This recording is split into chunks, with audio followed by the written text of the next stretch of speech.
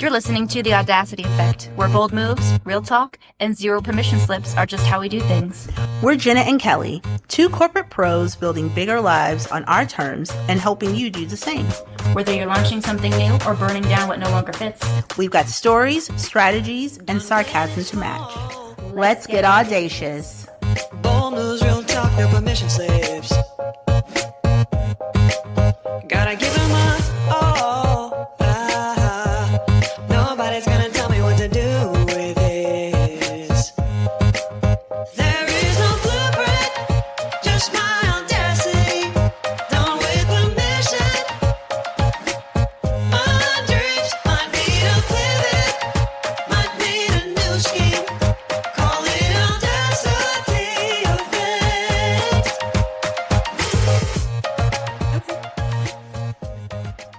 First order of business is we need to know if you guys would like to hear an outtake reel of all of our warm-up recordings when we test our microphones. Oh, they are treats. They are absolute treats. Yep, that's a word for it. We should do it. I think we should do it. What do you guys think? Please let us know. Please. It's entertaining. Quite. You won't get any takeaways from it, just that we're Not weird. one takeaway. Nothing enlightening is happening. I promise. No, but it's still fun. Yes, it is. Hey, how you doing over there? I'm good. I'm drinking this tea. I know, it's a good tea. This mug you gave to me to use. It says I'm fine. It's just my face, which is perfect for me. Mine says Mama Bear. This was my Christmas gift last year from Kendall. That's also perfect for you. Yeah, oh, really good. Mama Bear. So what's been going on? Oh, holiday-y thing. I don't know. It's Christmas next week. It's kind of crazy, but I'll tell you, Odd Squad, what I told Jenna a little bit ago. Sat on my couch on Monday after I finished working and realized I had done not any holiday shopping. Not one thing. And you have to know how out of the ordinary this is for me, because typically by the first week of December, everything is done and wrapped under my tree. And I have not one gift wrapped under the tree right now as we speak. So it's been a week. Maybe you're just protecting your gifts in case the Grinch comes by. True. I am. To steal them. Yeah, that's it. That's exactly what I'm doing. I'm protecting my gifts this year. So there you go. Get out of here, Grinch. I don't know who that would be in theory. Robbers. I don't know. This week has been A month? It feels like it's been a month, but it's been so good because I feel like I've learned a lot this week. I've evolved as a person this week. Well, it's probably why it feels like a month. That's a lot. Yeah, for 1 week. It really is. It's been a lot, but it's been good. I just am kind of tired. Like, makes sense. You did a lot in a week already. Yeah, I did a lot in a week. Yeah. I did a lot of annoying things this week. I don't feel like I grew as a person. I feel like I was just tested by the universe yet again. Yeah, well, and here we are. We made it. We made it. I did have to get special hand and foot cream because I'm old now, so being out in the cold, I get those little cuts all over my hands. Did you get a working hand? Yes, that's exactly what I got. I love working hands. I got the whole shaboodle. I got the foot one, the hand one, the overnight hand one. But the best part of this is I had to get this liquid for my head because apparently I have scalpsema, which is where you have eczema on your motherfucking head. When you told me this, I thought perhaps she's making that up, but she is not. No, I wouldn't make something like that up. Who would make up that you have eczema on your scalp? That's gross. Oh my God. But then I Googled what you're supposed to use, and it said, do not use a cream. Do not pass go. Do not collect $200. So I had to get this little, I don't know what it's called. It's called scalpadoodle. I don't know, something. We're going to post all this stuff so that you guys can, if you have any of these issues, you can hang out with us here on getting all these things. Weird Skin Things of the 37th Year by Jenna.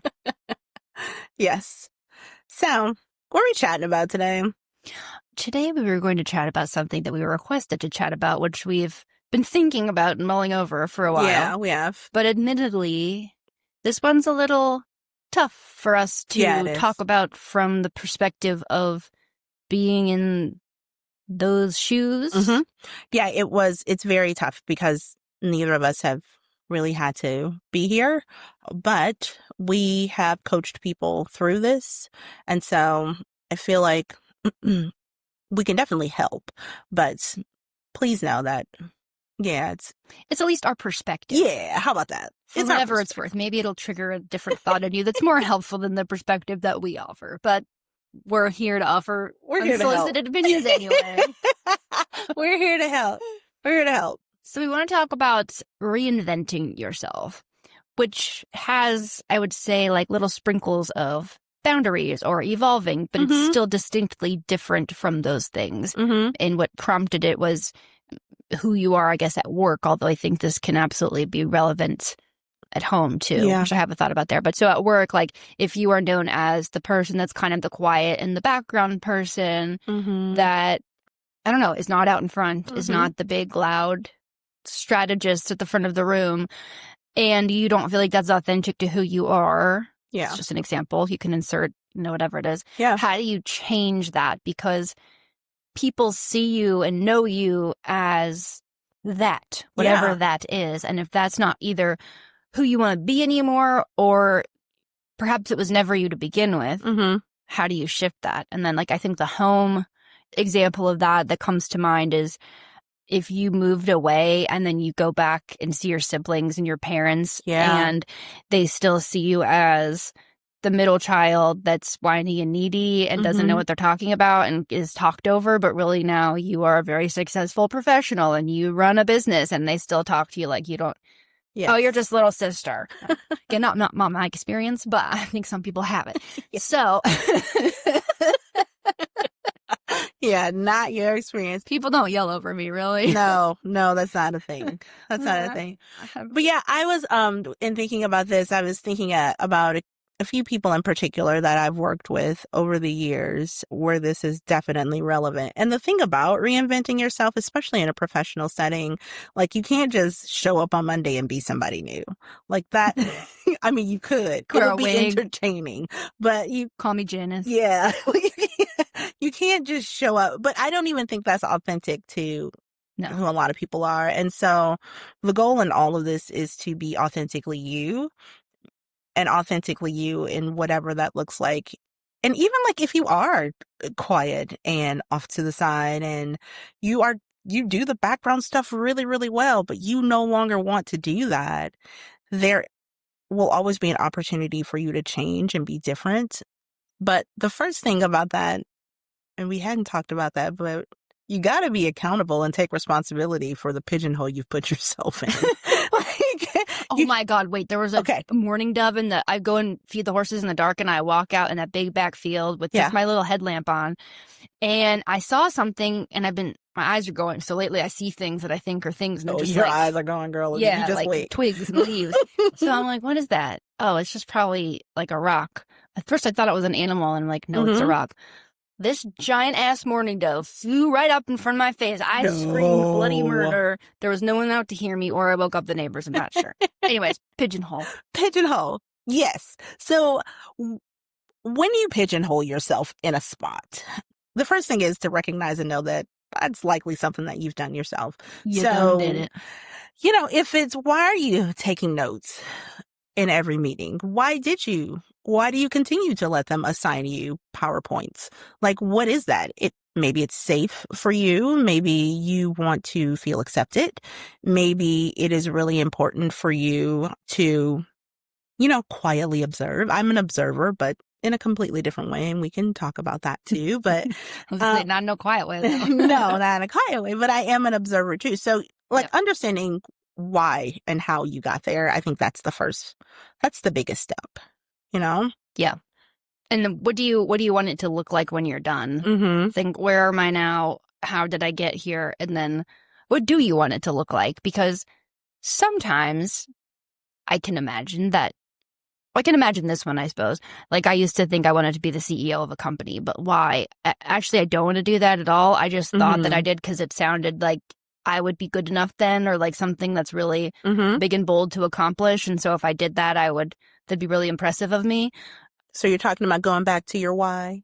Kinda. Yeah. Yeah. Good. So just make sure, I guess, that if you are in the middle of this shift, that you want the shift for, I'll say in quotations, the right reason. But I guess, like a big enough why of a reason, because it is not going to be easy.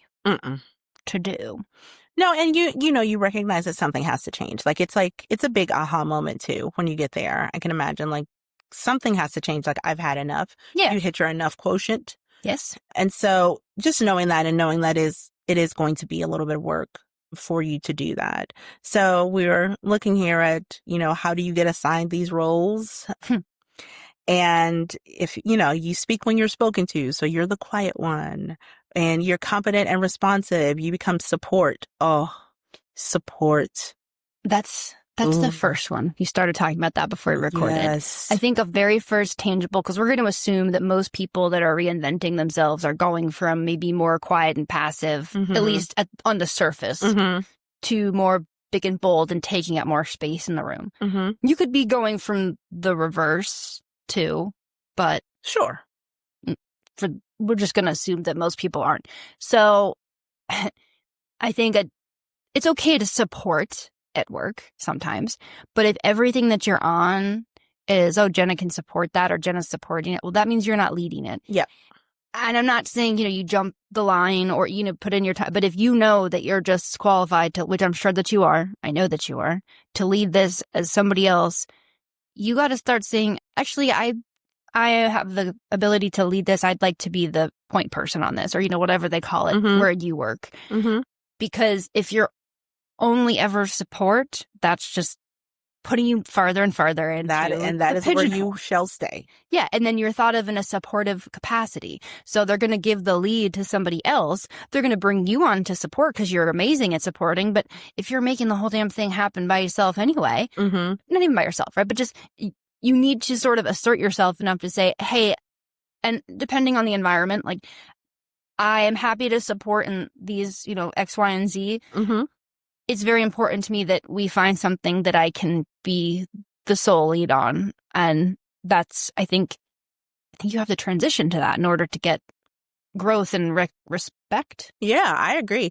I was thinking about when you were talking just now, in a previous role I had, I was given this huge, ginormous project that I had absolutely no business leading, absolutely no business leading. And I was given it because they were hopeful I would fail. It was one of those things. Oh, delightful. It was delightful. And that opportunity, which is exactly what it was, an opportunity, allowed me to shine in a way that I hadn't anticipated. And also I got to know people in other departments. And it was just, so a lot of times you will likely, especially when you're reinventing yourself, find yourself in places that are unfamiliar. Yep. And that is when you really have to, one, understand, what am I doing and why am I doing this? Is this that important to me? And then also buck up, buttercup, because it's an opportunity for you to shine, but you have to allow yourself not only to ask for what you want, but also allow yourself to be put in a position that is incredibly uncomfortable. I was literally just thinking you have to get comfortable with the discomfort of disruption. So, oh, that's good, Jenna. We assume a lot of times, I think, that other people are maybe intentionally wanting us to be pigeonholed because it's more convenient for them. And that is certainly true a lot of times, right? Yes, ma'am. Also, make sure, though, that everyone else is also busy, right? And so if I'm leading a team and I think that this person usually always wants to do this type of role and they don't speak up and say otherwise, I'm not going to continuously try and push them into other things. If that's their happy space, great. We need people in all the spots and places. And so, but if somebody said, hey, Jenna, I really would like to do something different, or I would like to add on some more responsibility. Oh, great. I didn't know. So again, not saying with every leader or with every work environment that you're in that'll work that way, but I feel like you should at least make sure that you've spoken up and said clearly, like you were just saying, what you want. Don't just assume that other people either know what you want and are intentionally not giving it to you, even if that is true sometimes, right? Because they're definitely not going to give it to you if you don't distinctly speak up and say, hey, this is what I want. Yeah, one of the lines here is, being capable without being visible is how people decide you belong behind the scenes. Yes. And that's so important to remember too. listen, you've got to speak up. You've got to speak up, use your words, and talk to whomever that is assigning these roles. Talk to your manager, have that conversation, and understand where you want to be. Because if you don't have a path for growth, like, why should they have that path for you? Right. And then speak up in meetings. Even if just make sure your voice begins to be heard. Even if you're not 100% sure of what it is you're saying. I mean, don't say like completely ridiculously stupid shit. Please don't do that. Okay. We talked about my grandfather. So my grandfather used to say, listen, you guys, my grandfather used to say, everybody needs a little shut the fuck up and this is your time. Don't say stuff that you, please be strategic about what you're speaking up about. Correct. But I assume, again, most of our ACs are very competent and have valuable things to contribute to the conversation. And I assume one of the barriers to overcome is if you are in meetings, rooms, or even on teams with big, loud, dominant personalities. And how do you, if they don't shut up, like, how are you supposed to, like, insert yourself into the conversation? Mm-hmm. Well, I'll just ask you that question. Like, how, if I came to you and I said, actually, I can't even pretend this example. I'm one of the people that's loud and talks a lot and dominates a lot of the conversation. I've been working on being more aware of that because especially if I care about somebody or I'm friends with someone, I want to make sure that I create space for them, but also I can't do it for them. Right. So, and I also don't want to dim my shine to create. Yeah. So I get it in that. So like I said a little bit ago, like, I'm an observer. I watch and it's just who I am. I watch people's mannerisms and take in their personalities. I have been in meetings, lots of meetings where it's male dominant in most cases in the fields that I've been in. And as someone is speaking and they're going and they're going and they're going, I very easily say, and I don't do it loudly. I do it quietly because if you do it quietly, people have to quiet down to listen to you. And I often say, when you're done, I have something I'd like to say as well. That's a good one. I love that. That's what I want people to walk away with, like little tangible things to help start them to transition. Yeah. That's great. Yes. So I will likely never be the loudest person in the room, but you will know that I'm there. But I have learned, like, if you're quiet and when you speak, people have to be quiet to listen to you. And so I've done that so often. When you're done, are you done now? Those are the kinds of things that I will do to kind of, make things stop. People stop and listen when you do that. But here's the other part. And I want to kind of slide this in here that it is not. Hey, oh my God. I knew it. You did it. I did. It wasn't even subtle. This is not going to be easy, this reinvention thing. It's not. Because when people see you a certain way, it is very difficult for them to start to see you differently. So please know that when this happens, when you are in this place and you are ready to start and being a different person, it's not going to be easy for a lot of people. And just be okay with that. That's the other part. Be okay with people being confused. Yeah. Like, just be okay with that. Yeah. Yeah. It's people resist your growth. Like, the one thing I learned when we were talking about boundaries is that the only people that are upset when you put up boundaries are the ones that want to cross over them. So just know that this is not going to be easy for the people where it is very, very convenient for them to have you in said support, admin, party planner. Yeah. Because a lot of times they are keeping you there because it's just easier for them. And so in a workplace, if you're not standing up for yourself and demanding other things, I don't even know that you can hold that against them because if you're not saying anything different, like you have to demand, no, this is not acceptable. When am I going to get this? I would like to take this and lead it. Hey, I know we have this coming up. I know I can do a great job with that. I'd like you to give it to me. Yeah, you got to speak up. You got to use your voice. And again, you don't have to be loud and boisterous in what you're doing, but you do have to speak up. Like, you can't expect anybody to do it for you. What about, so if you're softer spoken and some people take longer to say things, like when I'm saying something, especially if I'm passionate about it, or even when I'm presenting, I do talk fast, but there's no space in my words for someone to interrupt me. Do you know what I mean? Whereas other people's delivery there's maybe be more like this. Well, I wanted to say that, do you see what I mean? Like, there's spaces for somebody to, well, actually what I want to say is, and so what are your thoughts on combating that? Like, do you have to change your delivery style to be more compact, or is that changing who you are? So I think, especially at the beginning, bullet point what you want to say. So you have it and it's ready and you think it through. So there are going to be a lot of instances where you can't, like, you don't have the time to do that, but the thinking it through and having bullet points and starting with that makes it easier later to be able to say, actually, no, or I would prefer this, or while looking at that, blah, blah, blah. Like, you know what I mean? It's a lot easier when you have more practice, but until you are in that space where you've had a ton of practice, you're going to need to write some stuff down. Yeah, that's a good idea. And we're all either virtual, or even if we're sitting in an office, we're on screens with other people. So nobody can see your notes.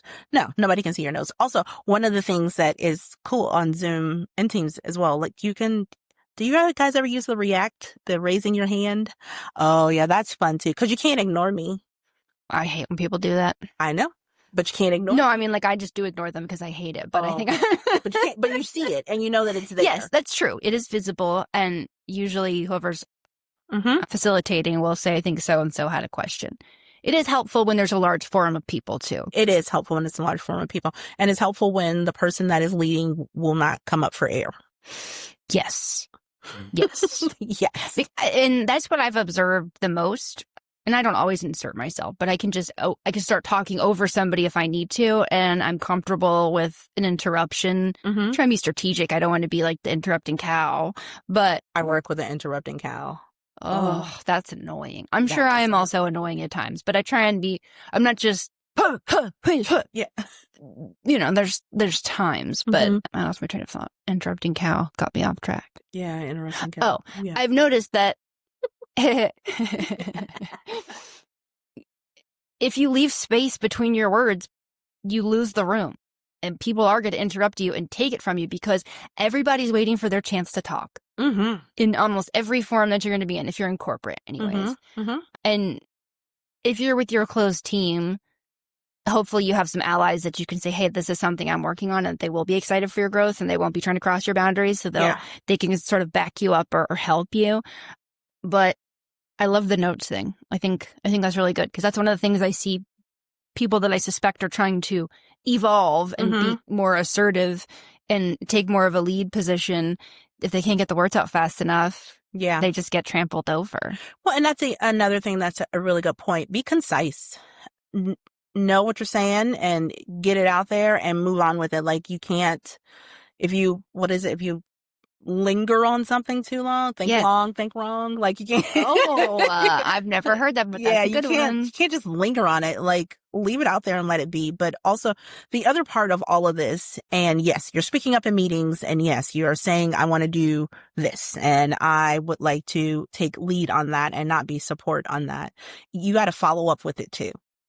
Yes, you can't just ask one time and then say, well, they didn't give it to me. Be annoying. Yeah, be annoying.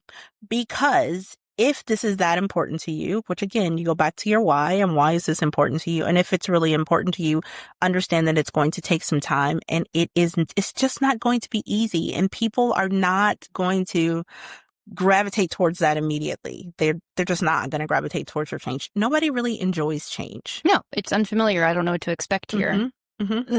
Can you just go back over there?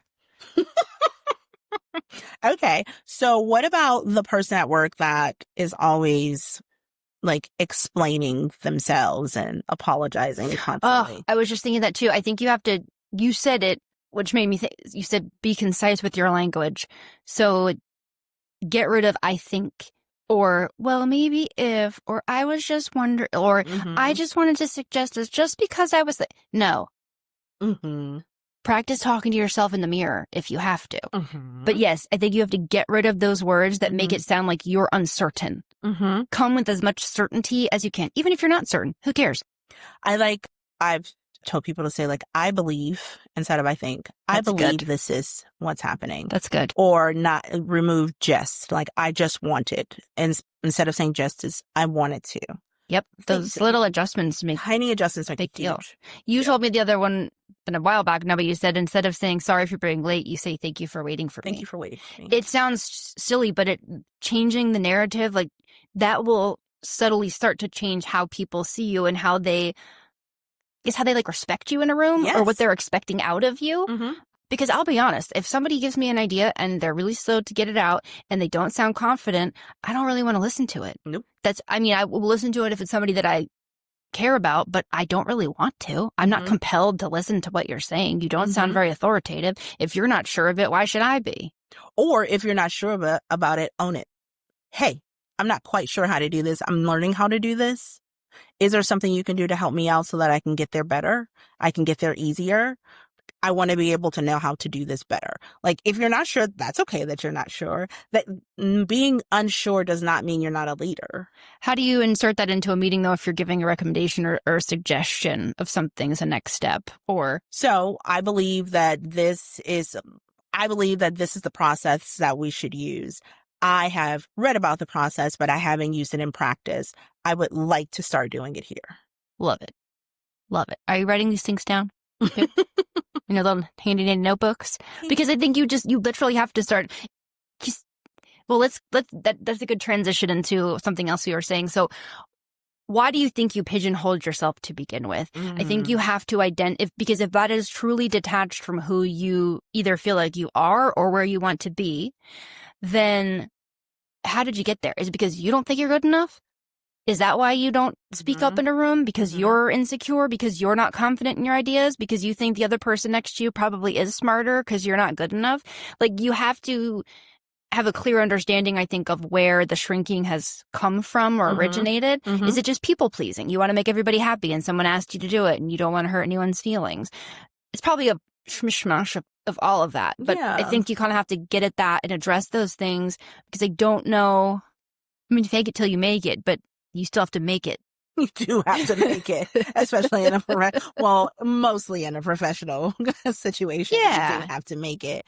Yeah, and understand, like, if it's fear, which likely most things stem from fear, fear is not bad. Fear is good. Use that for your good. Like, do something scared. It's okay to do it that way, but you do need to understand how in the world that you get here. Yeah.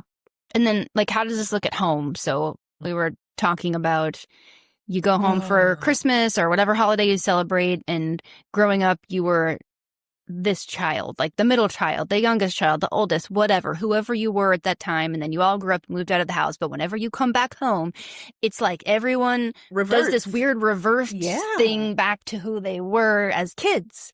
And then if you don't want to do that anymore, you're making waves like my family celebrates Christmas. So at Christmas, well, wait, no, you're the one that does this. Like, you always do that. You're this person. Oh, yeah. Talk about discomfort with disruption. that happened to me a few years ago with my family because I would drive 600 miles and I would. Right. That's a good song. I drive 600 miles with kids and pets and get there the evening before Thanksgiving. And then Thanksgiving evening, when I got in, I'd unload my things and start cooking and helping. And so what I started doing was saying, I'll bring the wine and the rolls and I come in and watch. That's good. And it was very, that's not what they expected from me at all. But I just decided and did it. I didn't wait for them, and I allowed them to have the opportunity to adjust. I didn't do anything. Like, this is who I am, so you get with it or not get with it. But I would always fall into this role, and I feel so guilty because, of course, they want me to cook this because I always cook this. And of course, like, I'm coming in town and they want me to help and everybody's cooking. I'm tired, by the way. I just came into town. Yeah, I just got here. I still have my suitcases and even unpacked. Like, I have don't a sore want to hip. do that. Yes. I'm sitting in the I don't car. want to do that. And so that was little, but that is one of the things I started doing. I also said no without an explanation. That's a good one for work and home. Whoa. It was really tough to say no. Can you make this meeting at such and such a time? And no, I can't. Not no because I have to pick up my kids. Mm-mm. Not no because I have barn chores. Not no because I have a doctor's appointment. Just no, I'm unavailable. I'm unavailable at that time. Yes. Mm-hmm. I have no problem saying I'm unavailable at that time. I'm working on it. It's like sometimes I don't like talking on the phone that much. So when I do, usually people that I'm talking on the phone to, I'll say like, okay, love you, bye, when I hang up. So I've almost done that to people, like, because it's just so habitual to people that I would be mortified if I said that. Like, I think actually when Josh and I first started dating, I did that to him, but I didn't mean to. And I called back. I was like, I'm sorry. I didn't mean to say I love you. I just say I love you. And of course, I swear to God, like, I'm not a weird, creepy stalker. I'm not in love with you already. I don't even know you. But long-winded way to say, I think that it's habit to explain ourselves as much as anything else. It is. And it feels like stunted when you just say no, because you just, I want to tell you what. I don't have to tell you. I don't have to tell you. Oh, and then when you start realizing you don't have to make up shit as to why you don't want to do stuff, you have so much more free time. It's great. It's really great. So we at work, I work from home. And so a lot of times people will like give you a call on the phone, like to say something and something is important or whatever. I don't answer when I don't want to. I don't answer when I'm in the middle of something, but I used to like run to make sure I answer the phone every single time and never. Oh. And I realized, one, I don't like that. And also I don't need to, but again, these are decisions you have to make for yourself. Yes. And be okay with said decision without explanation. Like, that is probably one of the biggest ones. I'm really good at that. No one expects me to answer my phone. That's one I have down. All the others, not so much, but that one. Yeah, no, I have stopped doing that. That one's. But what about text messages? Because okay, so I have this thing, and I do not like any kind. So I have taken off almost all notifications on my phone because a notification to me is a crying baby, and it must be taken care of. And so I have to. Like, if I see a text message, I just recently started like just swiping it over so the notification isn't there, but the text is still there. But swiping it, I don't have to respond to it. That has been huge for me. And that's just because those read receipts on the Android to Apple situations because you never used to see it before, and now you can see it. And that's what because I generally prefer texting as a communication medium. Like, I've adapted to people that I know prefer don't, or there's just like a handful of people that I'll talk on the phone to, I guess.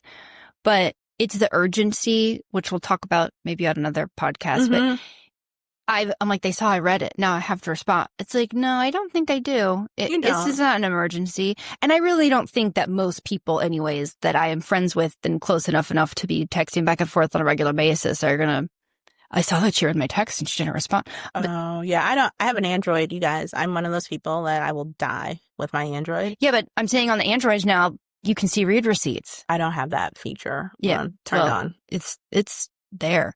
So I should, I don't know if I can turn it off anymore with this latest update, but that was a complete sidebar. But again, another boundary to say, as if we never have sidebars on this show. It's so weird.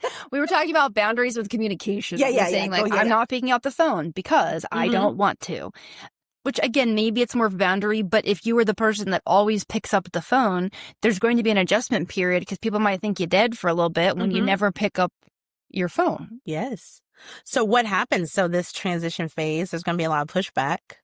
So what do you say, Jenna, when someone says, like, you changed. Yes. Yes. The end. Correct. Exactly. You're so observant. Yes.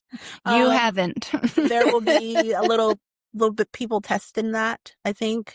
There will Yes. still be could you take notes? There's still going to be that.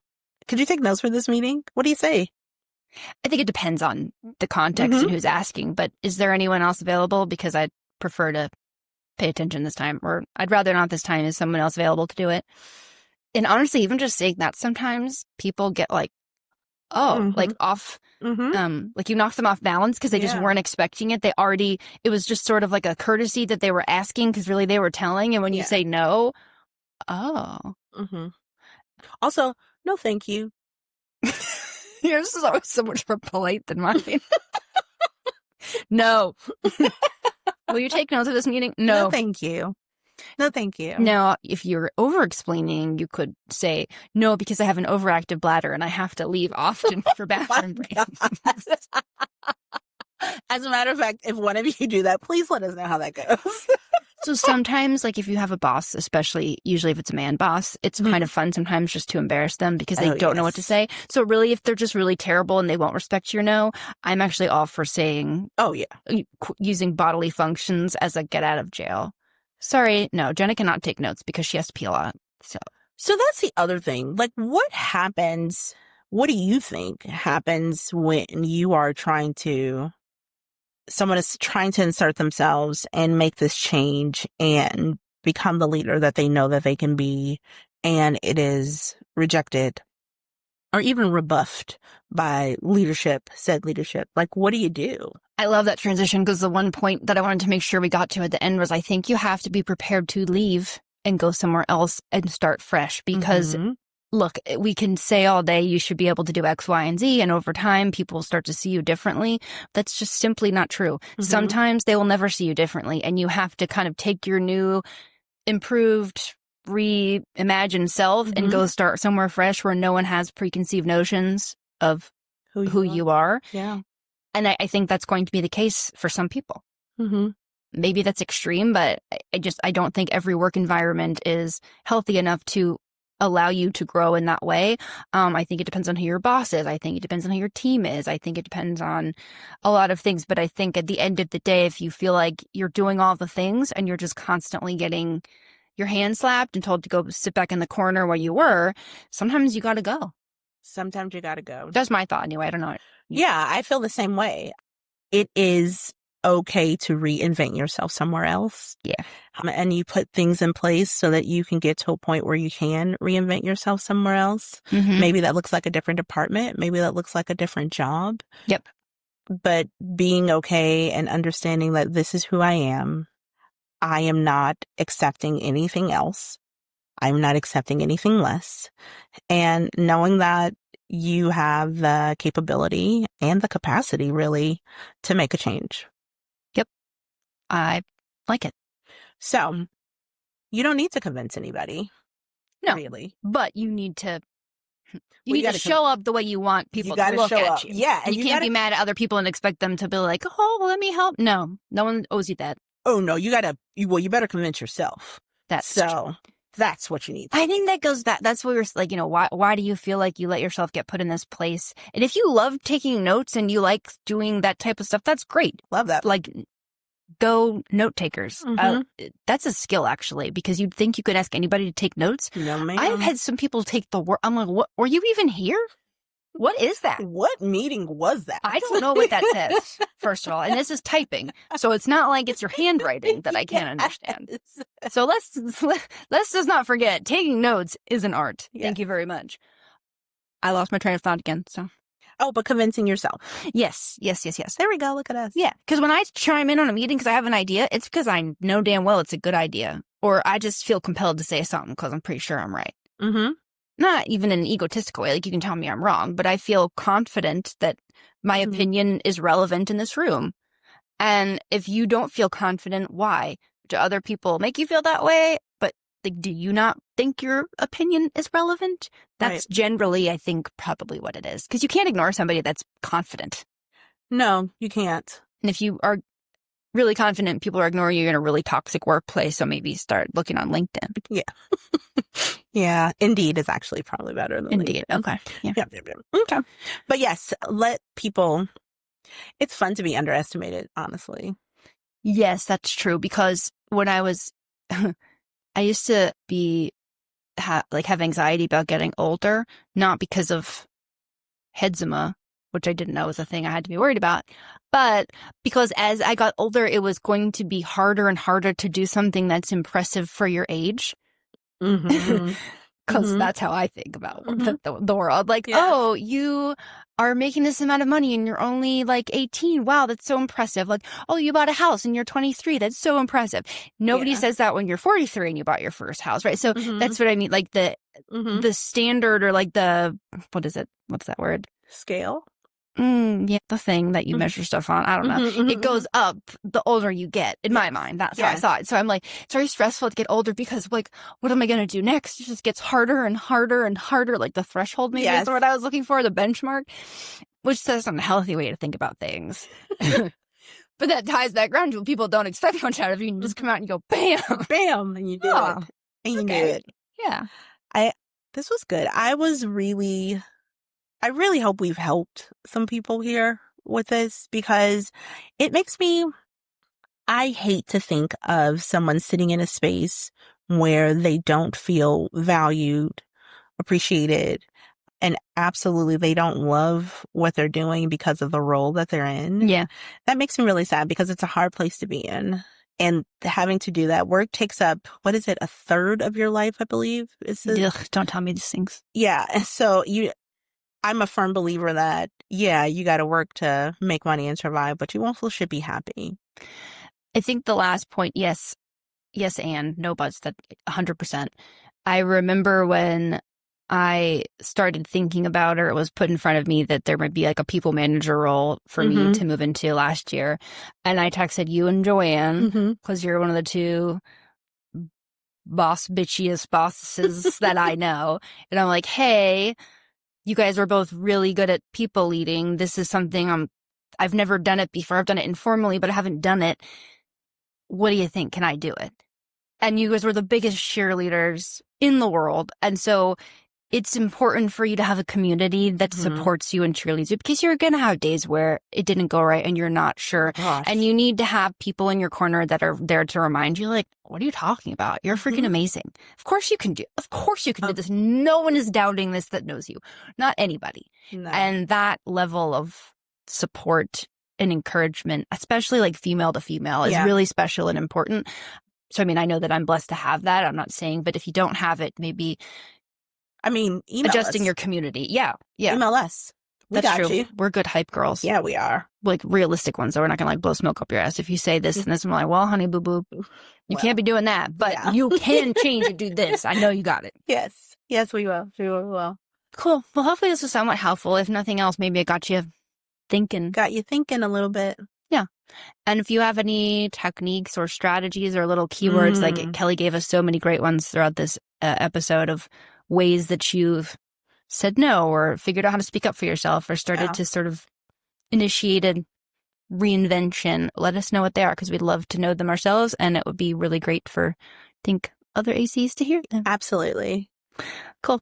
I guess that's all we got for now. That's all we got for now. Later, taters. Bye.